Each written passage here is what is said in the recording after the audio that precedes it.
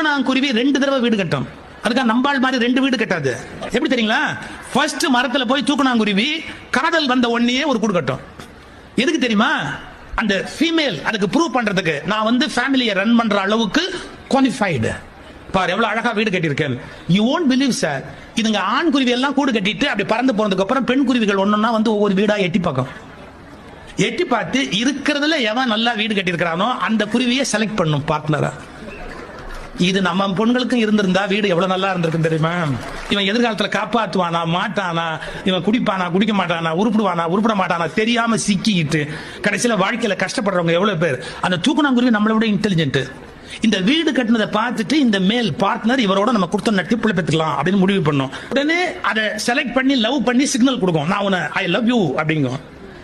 Sir I love you சொன்ன உடனே mat பண்ணி இது முட்டை இடுறதுக்காக பெரிய வீடு இன்னொரு தடவை கட்டும். குஞ்சுகள்லாம் உட்காரணும். அதுக்காக மரத்துல பெரிய வீடு கட்டும். அதுங்கெல்லாம் எல்லாம் இருக்கிற மாதிரி அது வீடு கட்டும். இதுல பெண் தூக்கணாங்குருவி ஆண் தூக்கணாங்குருவி சௌக்கியமா வாழும். இந்த இன்டெலிஜென்ஸ் நம்மள எத்தனை பேருக்கு இருக்கு? அதுக்கு இருக்கு. அது எங்கேயாவது பாலிடெக்னிக்ல போய் வீடு கட்டுறதுக்கு படிச்சுதா? அதுக்கு மட்டும் அப்படி அழகா வந்து நார கோத்து அழகா ஒரு வீடு கட்டுற டெக்னிக் அது எங்க போய் படிச்சது? Genetically carried out.